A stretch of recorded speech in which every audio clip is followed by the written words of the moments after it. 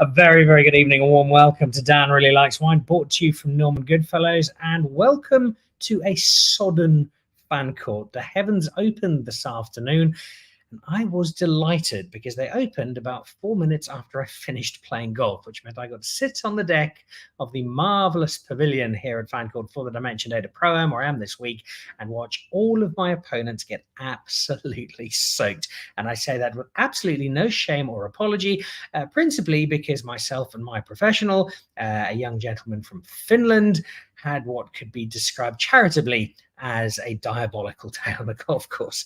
And we would have been even more so in the context of the event if the afternoon hadn't been hit by a rather heavy burst of rain. Players still made it through, but I suspect the afternoon field, as and when they make their way in to the clubhouse, all visibly damp, will be needing some sort of sustenance, and no better place for that sustenance to come than a bottle of red wine from the official wine partner of this year's tournament, as they were last year, and that is Boschendal. And so on today's show, and I'll be dragging her into the show in just a moment, Nina-Mari Bruwer, winemaker at Boschendal, to talk through some of the wines, have a bit of a look at the harvest, and also talk about a wonderful career in wine, which she continues to enjoy and excel in. And the evidence of that is in the glasses she'll be pouring for me as we make our way through today's episode of the show from Fancourt. It's been a really interesting week. You'll remember on Monday, a show came to you from the Angora Stud Farm in Bonnyvale as part of the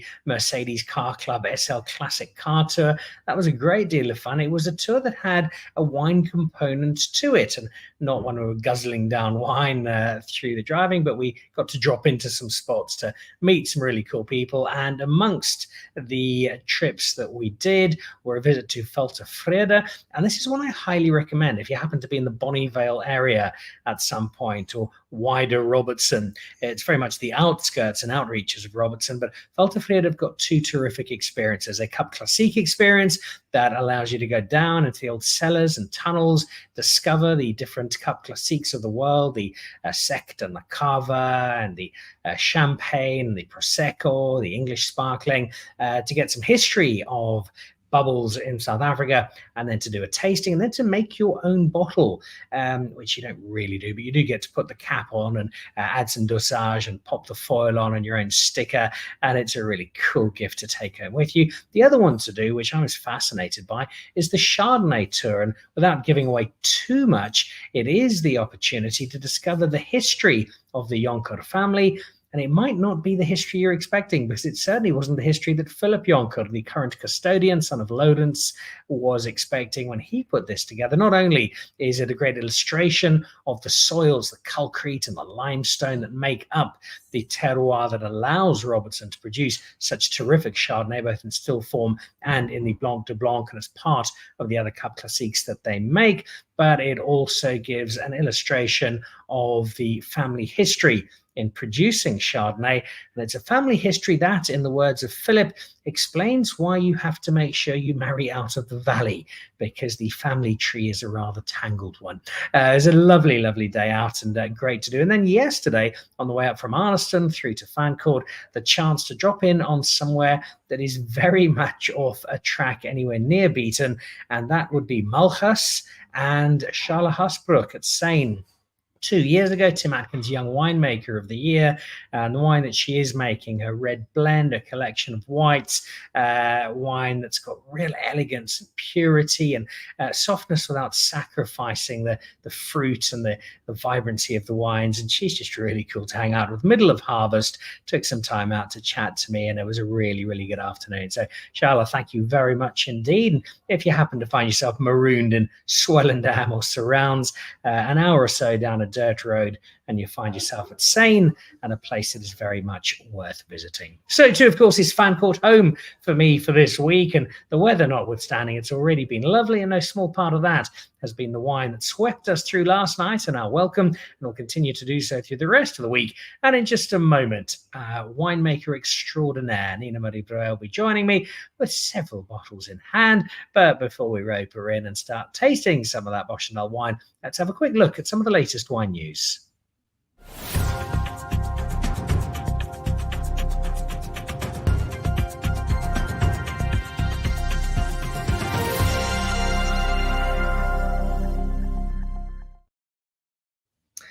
Now that on the left is one of the finest young winemakers, forget South Africa, finest young winemakers on the planet. That's Chiara Scott, came through the Protege program with the Cape Winemakers Guild, worked under Duncan Savage, and is now running a very polished show at Brookdale. They've got a terrific restaurant, they've got a lovely manor house, but driving it all is the wine that Chiara is producing.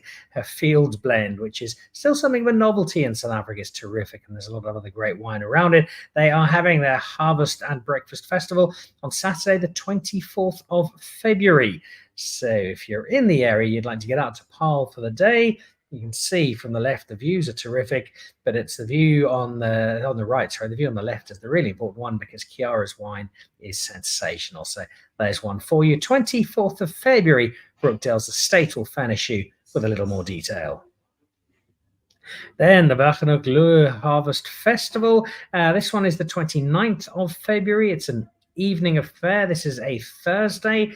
The Friday, I can't remember if Friday's a public holiday, but if it isn't, just make it one and take the day off work and claim you're not feeling so well, and instead go out and enjoy Boschendal. Really in the media in recent times, both some terrific wine, the collection of ducks, and the food of Bertus Besson. He's got 2 restaurants there. In this case, Drukkers Brink and the Hervel's team will be running the food. It's Cup Classique on arrival, formerly known as MCC. It's great local music, and it's a 3-course meal. 400 rand for all of that. They've clearly got their numbers wrong. Take advantage before they fix them. Grab your tickets 29th of February at Boschendal, home of great food, great music, great wine, and some pretty cool ducks. And then Cape Town Fresh, this will be down at Cape Point Vineyards. This is Higo and team. They put on some really cool events. And for this one, you'll have people like Zevenwacht and Raats, Jasper and his team, Fred and Last, Bruce Jack, who's just won a really big Cabernet Franc award. More on that coming up in coming weeks. Jordan Wines will be there, 6 of South Africa's top chefs.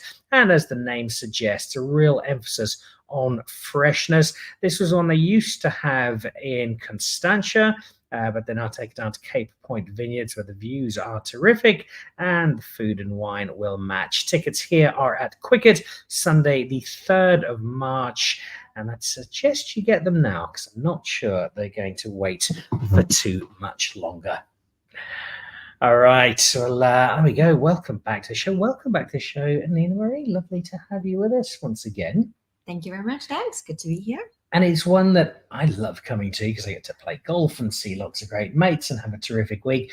It's also one, having watched you and your team in action last night, I get a sense you really enjoy, because yes, it's fun and there's a great crowd, but so many people who get to come and interact with you in a really relaxed, fun space. But from some of the conversations I was hearing last night, a genuine interest in the wine, a genuine desire to learn a little bit more about what you're serving them. Definitely. I must say, it's the questions we got last night, and even just people recognizing us from last year, saying, oh, it's so good for you guys to be back, and I loved, and they're actually calling our wines by the name. So please, can I have a glass of Black Angus or Algan Chardonnay? It's really, I'm really enjoying that part. You did quite a lot of similar events, maybe not always quite this level, but you spend a lot of time interacting. It's part of the job of a winemaker. You've got a marketing component that is built in, and it gets you out of the cellar, and it's quite good fun. From those interactions you have in South Africa, very broadly speaking, are you seeing the South African wine public more excited about wine? Are you seeing them more educated about wine? Are you getting more searching questions? Are people asking you questions that suggest they are, year by year, just knowing that little bit more about wine? Yes, definitely. But I first have to correct you. Slight correction. I am a winemaker, but I'm not the winemaker at Boschendal. We actually have 3 other winemakers. I do the marketing for Boschendal. But yes, definitely, I'm finding that the consumer we're talking to these days are asking, detailed questions about our wines, about the terroirs, about the soils. That discernment factor is actually showing. That's almost like the badge of knowing, this wine comes from Algan, and Algan, it's cool climates. It's really spectacular to see how people are, hungry for wine knowledge. So we're definitely seeing that with South African consumer. And that is so important, because when you are selling wine, when you are telling these wine stories, the more people already have a base from which to inquire, the more you can take them down the road of giving them more detail, of giving them wine that's more premium or greater stories, or something that's quirkier or more different, and they're happy to accept and embrace that. Exactly, and it makes them, gives them the confidence to actually try other wines. And once they found out, oh, they actually like this wine, they're trying different areas, different producers, and for wines of South Africa, for all producers, it's better. So yeah, definitely. All right, so we've got this great crew of people who've come through this week, and they are celebrating wine. I'm going to start trying that wine in just a moment. Let's check in on a few things on Boschendal, though. And probably the big one is a huge piece of news for the group as a whole, and that was the award that your chairman, Tim Hutchinson, got just a couple of weeks ago at the Harvest Commemoration Festival. It was terrific for Tim, but Tim was the very first person to say this reflects on the group as a whole, of which Boschendal is a leading part. What did that mean to you personally as a really important cog in this Boschendal team, by extension the DGB team, that your chairman's been recognised, but you guys have been recognised as well in that way? I think it was amazing. And in Tim's speech, he said that it's not about me. It's everyone that works for DGB, eat, sleep, drink, everything of our wines and our brands. And for me, that is exactly what we do. DGB is a wine business. We're wine people, and we've got a love for wine and spreading that for people, with everyone. So no, it was amazing to see what Tim has done. Tim is an amazing visionary. The guts he has had with, he's the first person to say that he's tried many things. Sometimes they work in industry, sometimes they don't. But he's got the guts to try new things, and I think excellence and quality for him is number one. So we're very, very proud of Tim. And he's been at DGB for 35 years now, which is pretty amazing. And shows no signs of stopping. He's got no realization that he's at the age where he should be wearing slippers and chasing his grandchildren around the garden. He's got a real determination to keep on changing and impacting the industry. I'm sure there's going to be a lot more coming from DGB in the next few years. And yes, Tim, he's got a real passion for creating new wines, new brands. And I think he's doing an excellent job. Now, I bring that up both because you guys deserve the congratulation. It's a really wonderful accolade, but also because I think it's a great example for a lot of the rest of the industry, and where I think South Africa needs to go in creating something we've spoken on this show a lot over the years, finding that kind of Penfold space for South Africa, where you've got a wine brand that can scale premium while still having the tiers below. It's not an easy thing to do. Penfolds have got it right really well. South Africa, I think, has tried to an extent through a few brands, never quite got it right. You have a unique perspective, and that you have made brilliant wine over the years, but you also have this marketing lens to which to look at the audience, the industry through.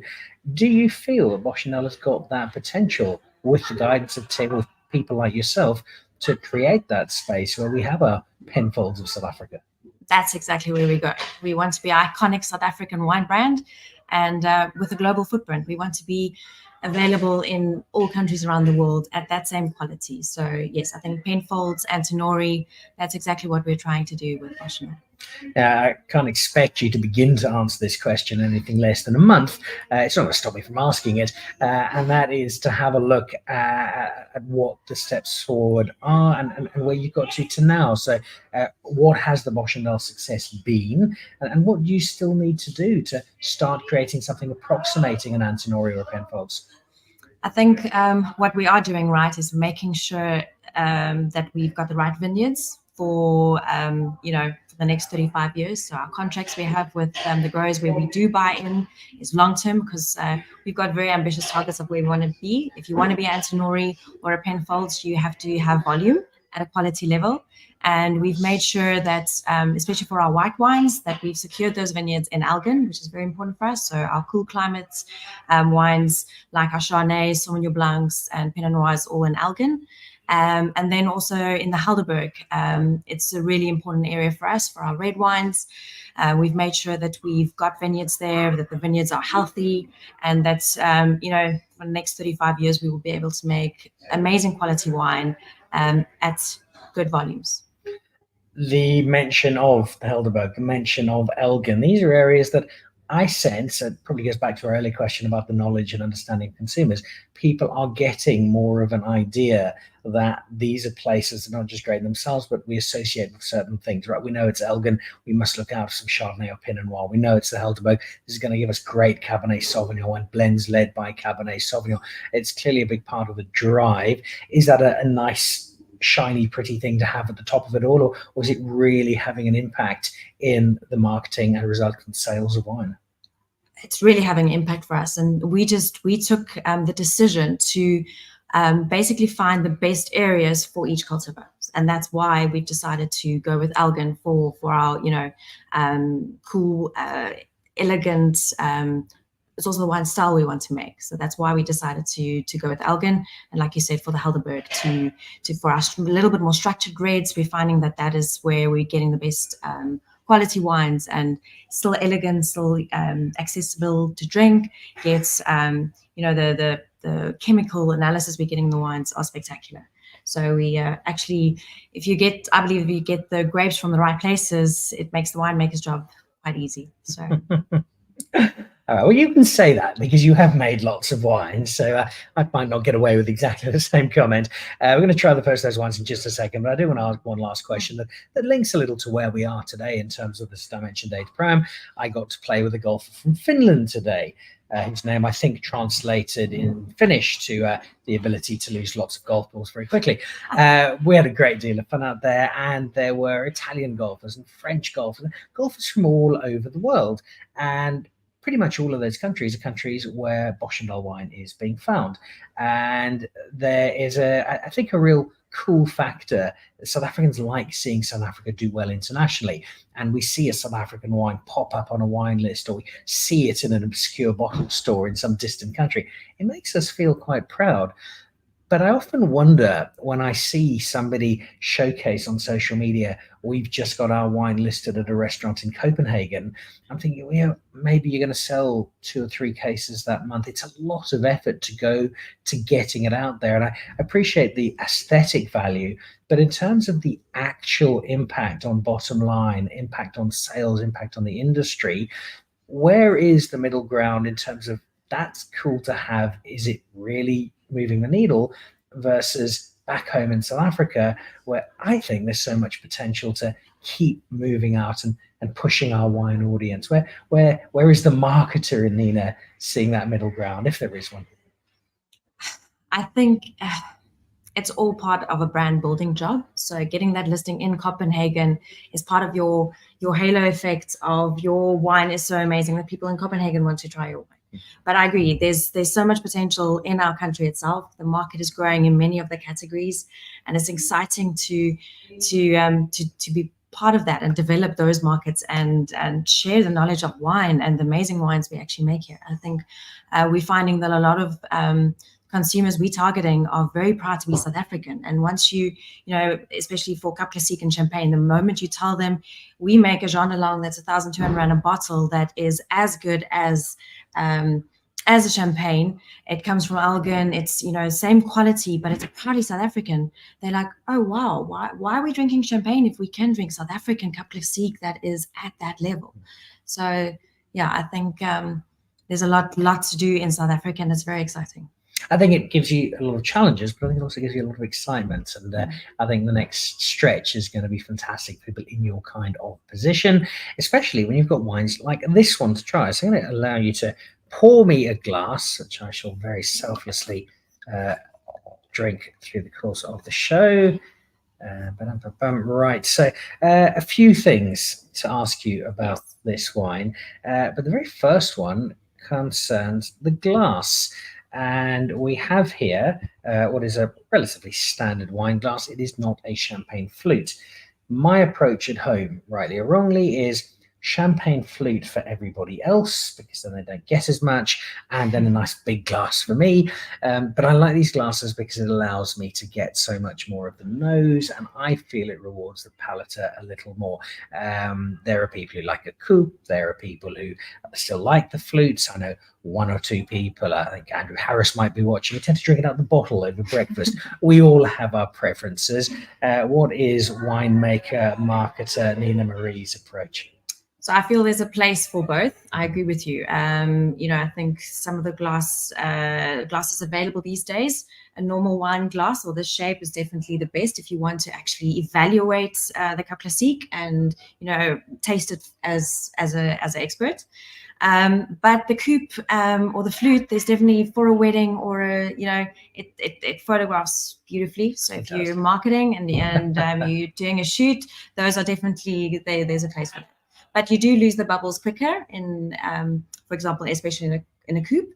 But yeah, if you want to taste the wine and actually evaluate a glass like this is the best. All right. Well, you've poured it. It is tasting delightful, and there are many reasons for that. The first of them is the age. Now, the age on this is ridiculous. When this was first into the production process, when this was harvested, I think you and I were both still at school. It's been going on that long. This is now, what, 9 years you keep this for? So retasting, this is a 2016. The retasting, this is the Grand Cuvée. Okay. So this spends at least 5 years on the lees. Okay. This is 100% from Elgin, so it's cool climate. And for those of you who don't know, Elgin is, there's mostly apples in Elgin. And ironically, if you actually taste this wine, it's got a very much bruised apple kind of aroma to it. Even it follows through onto the palate. And for me, that's always a sign of a good quality wine is if you smell the same as what you're tasting, it's quite up there. But it's got a beautiful, crisp acidity. It's fresh. But because of that 5 years on the lees, it's got a lovely texture. It's creamy. This is a spectacular Cup Classique. There is a kind of a fresh Granny Smith crunch to it with that texture, which is a delight.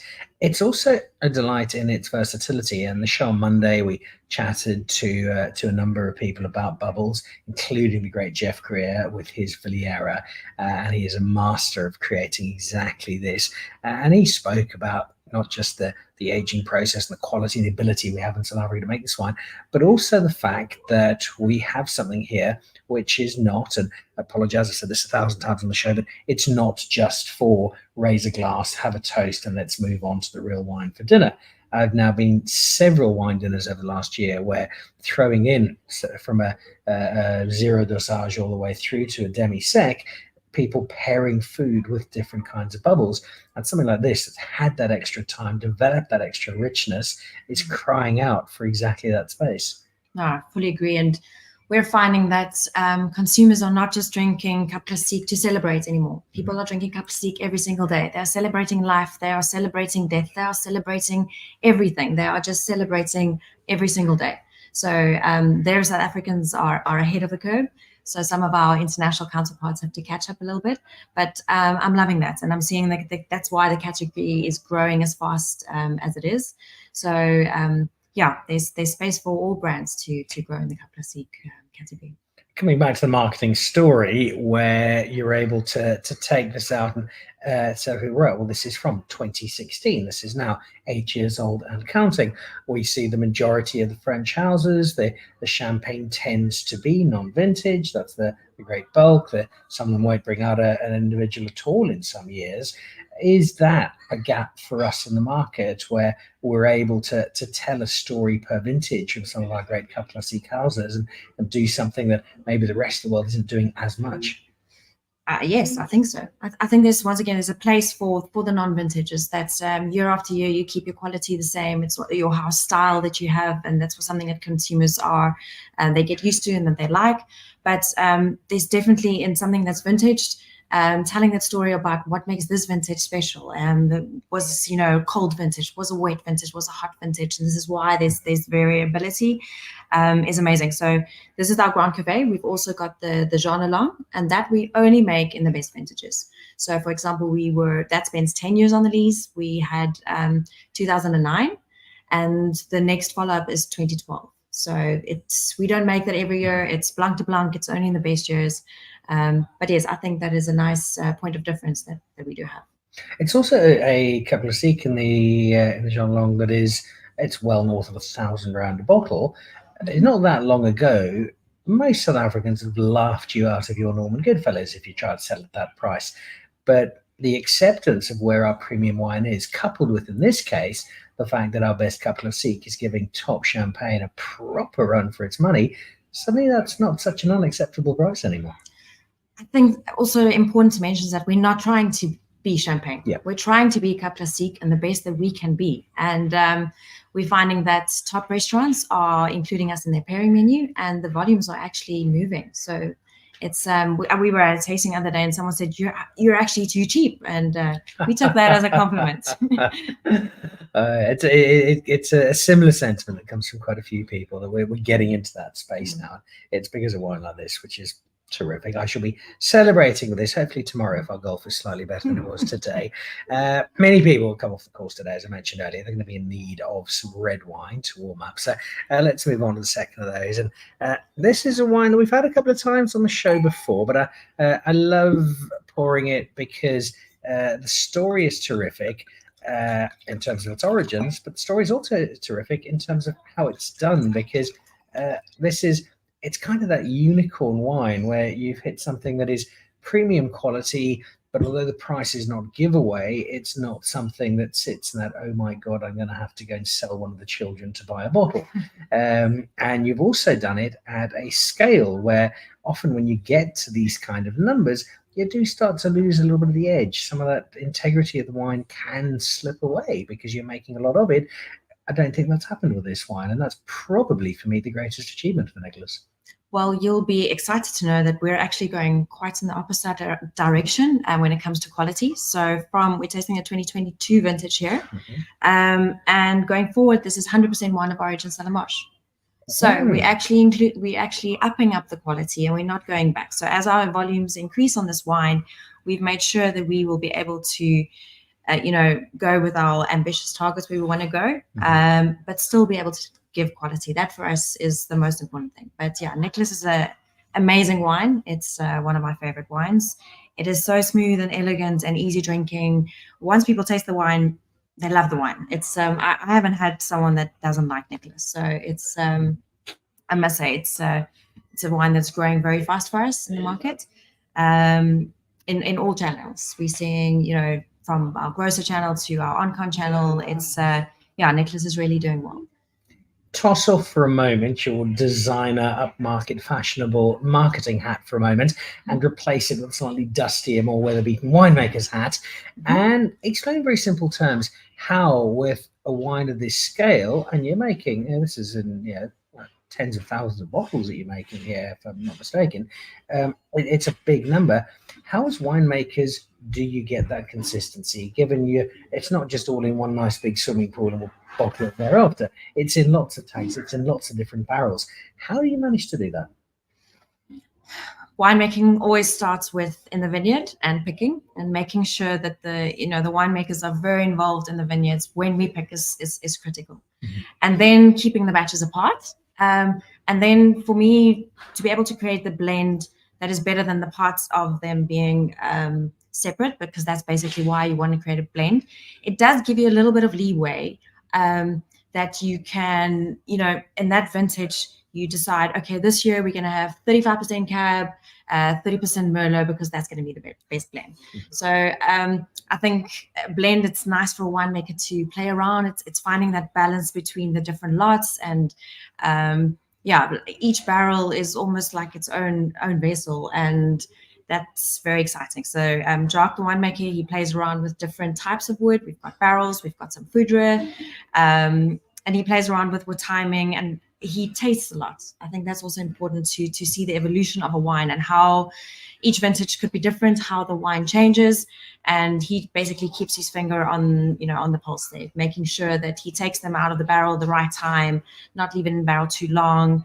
I think that's key to making a wine that is so well balanced in harmony, and I think that is what's the big success of Nicholas.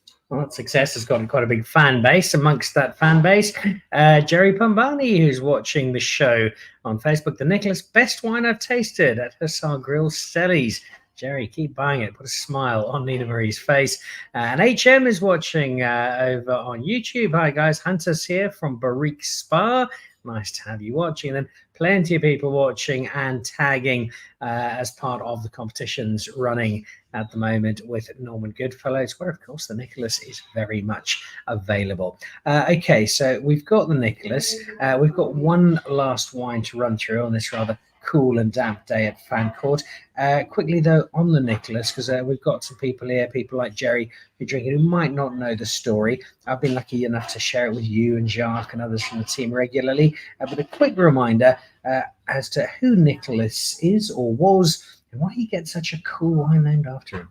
So Nicholas was one of the founders of Boschendal. Boschendal, the farm, as you know it today, was basically two farms that came together as one. And the one part, it was Nicholas de Lannoy. He was the owner, and the other one was Jean Lang. So the two basically became one farm, and that's Boschendal as you know it today. And he was almost like the father of viticulture. So when everyone else in Franschhoek planted orchards and trees, at Boschendal they planted grapes and vines. And yeah, so that's why we decided to call this amazing wine Nicholas after Nicholas de Lannoy. Right. Well, wherever he is now, I'm sure he's got a big smile on his face at that tribute. Justin Bartman is watching. Hi, watching from Port Elizabeth, says Justin. Hello, Gladasha. And that's, apologies. That's Harter's. It's Barrique SA, not Spa. You just had a relaxed feel to you there, Harters. I thought you might be in the spa, putting your feet up. Wherever you are, you got a glass of wine. I'm going to have a third glass of wine because it's that kind of day. And this is one of the guys who's playing here is a guy called Mundler Mlangeni. He's a very, very talented golfer. He's also a very, very avid wine collector. And there have been a few events, including a wedding we were both at Boschendal a little earlier this year, where this particular one wasn't on the wine list. And he bribed one of the people at the wedding to go and find some for him. Had a case delivered to his table. And that's because of the Boschendal has people with a wide fan base for Nicholas, like Jerry, who thanks us there for the history lesson. Finally, the story, some good history there. Glad you've enjoyed that, Jerry. So in this particular wine, the Black Angus, this has got close, I think, to developing cult following, because I know a lot of people, this is one that they not only got out of their way to get hold of, but are very reluctant to share. So winemaker Jacques Fillion, this is his favorite wine to make, Black Angus. It's if you had to tell him he's only allowed to make one wine, it would be Black Angus. And I think what's so beautiful about Black Angus is it's quite a big, powerful wine, yet it's got that elegance. And I think that runs through all his wines. So the name Black Angus, we've got a herd of about 600 Angus on the farm. And at Boschendal, we're really serious about regenerative farming, about, making sure that the soil is alive and giving back to the soil. So Black Angus, the herd on the farm, it's organic, everything as natural as possible. And it's that beauty of I don't know if you've seen Angus. They've got this almost mystical power to them, yet they're elegant. And I think this is explains the wine so beautifully. So. And I think you've got the bottle summing it up really well, because it really is. It's a proper murder weapon of a wine bottle. And yet it's also such a beautiful one because it's got the engraving on the front. The aesthetic is very striking. You're looking at something. It is really big and powerful. And yet it's also so beautiful. And that's the wine, as you say. It's that power with restraint done in such balance. So the bottle, when we turn 330 years old, Boschendal is one of the oldest wine farms, second oldest to be exact, because at that stage to get from one farm to the other to actually register the farms took a while. But I mean, so when we turned 330 years, we had this bottle made with our logo. You can't really see it now, but the Flora Capensis, which is really important to us. It's basically means flowers from the Cape. And like I said, when everyone in Franschhoek and the area developed, settled, they wanted to be pseudo-French, and at Boschendal they didn't. They wanted to be South African. And there was always, in the Cape Dutch homes, in the foyers, there was always a vase with flowers from the veld, and that was fynbos. And it was a sign of hospitality, and it was, that welcoming effect that us South Africans have, and that's why it's our logo. And I don't know if you know, but of all the floral kingdoms in the world, the Cape Floral Kingdom is the smallest, but it's got the most endemic species. So it's, I think we have about 2,000 hectares at Boschendal that we conserve. That's we've been here for 338 years, but we want to be here for the next 338 years. I think that analogy on the floral kingdom is a lovely way of reminding us of how South Africa consistently punches above its weight, and the wine industry is an ideal example of that. This is also a really good example of something that again taps into your winemaking side, where South African wine can be made, and Black Angus is a nice example, that can age comfortably for a good period of time. But we're also able to make wine that can still be drunk relatively young really well. And knowing that 4 out of every 5 bottles of wine around the world that are bought today will be drunk today, we can't make everything in the hope that it's all going to sit in the cellar for 10 years until we enjoy it. And again, this is something that, for me, I'm both perplexed and admiring of, because here is a winemaker who has delivered me a glass of wine that 4 years on, I'm very happy to drink. There's no tannic scar to the wine. There's nothing that's giving me that little, oh, no, this is too young. And yet I also know that where I'll be able to hang on to it, which in my house translates hide it from my wife, this is something that in 10, 15 years' time will have evolved into so much more. And I'm not saying that to take away from where it is now, just that this is a wine that has both of those options to it. And for me, that is a real winemaking triumph. I think that's the magic of the Helderberg, and especially in the Helderberg, this is Shiraz based, so 58% Shiraz. It's that Shiraz that gives that early drinkability, yet has the ability to age. So that's why it changes the secondary aging in bottle later on. So, but that's the Helderberg magic that comes through. Magic is a very, very good word. It implies in its entirety. The Black Angus I have had with Black Angus before, and I almost feel guilty saying that because they are such a wonderful herd, but it has a natural affinity for a great piece of red meat. But there's also a dexterity to this. We spoke about how the bubbles can be served with a variety of different foods and brought into that food space. If we think bubbles are just for celebration, so we often think a wine like the Black Angus, well, that must just be for a big steak, and that's about it. But it's not. It's a wine that, again, as you're telling the story of this wine to audiences around the world, it's got that capacity to drop into so many other culinary spaces. Definitely. And there I actually want to bring in the temperature you serve red wine at. The moment you cool down, you'll notice here at Fancourt, we've been cooling down the red wines. And the moment you cool down the wine, it's not just a steak wine. It's not supposed to be a big, bold wine, and that's the only thing you have with it is steak. Obviously, this is perfect with the steak, but there's so many options, and I think that's why I love the chefs in our country as well, being adventurous. I've had people pair Black Angus with fish. So it all depends. Winemaking is the same as cooking. It's finding that balance. It's finding how can you make both the food and the wine shine. And I think that is what's so exciting at the moment is people are playing around, pairing a couple of seek with the desserts, or pairing a Black Angus with, something that wasn't traditionally, right for a red wine. So lots of excitement and adventure in the Boschendal space and the DVB space as a whole. You guys are doing some really cool stuff.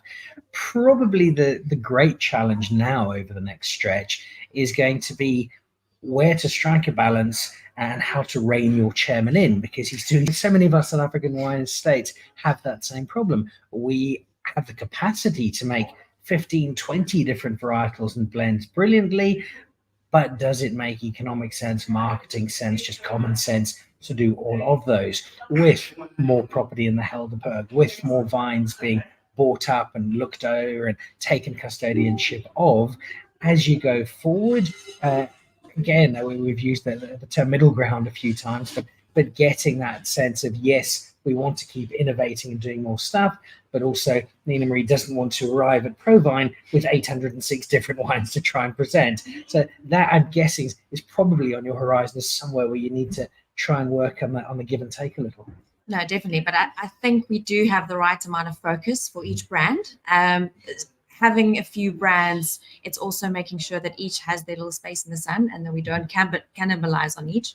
But I think for each of our brands, like for Boschendal, we focus on certain varieties, and we're not trying to make everything. So we've actually cut down on a few to make sure that we do what we're good at and we actually excel in that. And you've kind of answered the question I wanted to ask out of that, but I'll ask it nonetheless, in that you've got some other fabulous brands around you. I love what Lisa's doing with Friars Cove at the moment. Amazing. And I think some of those whites in particular are just devastatingly good. Although I also suspect some of the reds are really going to make people sit up and notice over the next couple of vintages. In Old Road, the Old Road Semillon has got some great reviews, and there are a number of other wines in that space. You've got Bagsberg, you've got a couple of really key brands. You're running Boschendal. You work very closely with the broader team. How does that work? How are you putting the pieces together? How are you dovetailing with the other brands to not, as you say, cannibalize, but instead get the best out of everything?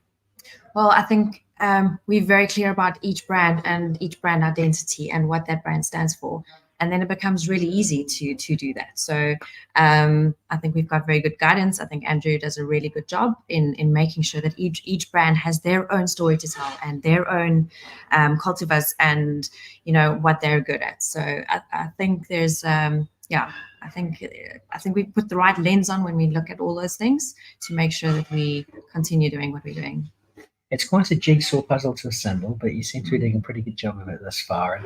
And for me, it's really important because you've got such a great opportunity to continue driving South African wine and bringing so many people along with you. Which leads me, as we come to a close, because we've both got a stage to get to and some wine to present to the Dimension Data audience here. If we're sitting down this time next year, this time in 2 years' time, and I ask you, Nina-Mari, you've been so successful over the last year or two. What's made you happiest? What would be that definition of success for you with the Boschendal brand over the next 12, 18, 24 months? I guess, obviously, I know what our ambitious targets are for certain of, but yes, I'll say that we want to be category leaders in Kaplastique and in Nicholas. We're pretty bold in where we're going and how we want to get there. We've got a very well thought out plan to get there. So if we can be there, I will be very happy. As will Tim, as will Andrew, as will the rest of the team, but as will many people drinking your wine, not just in South Africa, but around the world. Final one for you, and this depends on whether and how coy you're feeling, what you'll reveal to me. Because it's not, is there something new coming? Because there is always something new coming. It is, what is it, if you are allowed to tell me? Oh, you know Tim too well. Yes, there is something new coming, but no, I cannot tell you what that is yet. You will know in due time. All right, we'll rope you back into the show when it comes. And it is always an absolute delight having you on the show. And you have such a wonderfully unique perspective straddling the winemaking and marketing spaces. So thank you for sharing that with us this evening. Thank you for sharing some great wine, a lot of which I suspect is going to be making its way out of bottles and into glasses this evening for some very, very happy guests. Best of luck with the rest of this week and with the year ahead. I suspect there's I know there's Provine. I think you guys are, in all likelihood, making it 3 in a row for Best South African Producer. So you've got that on the horizon. But all work to do until then. Thank you.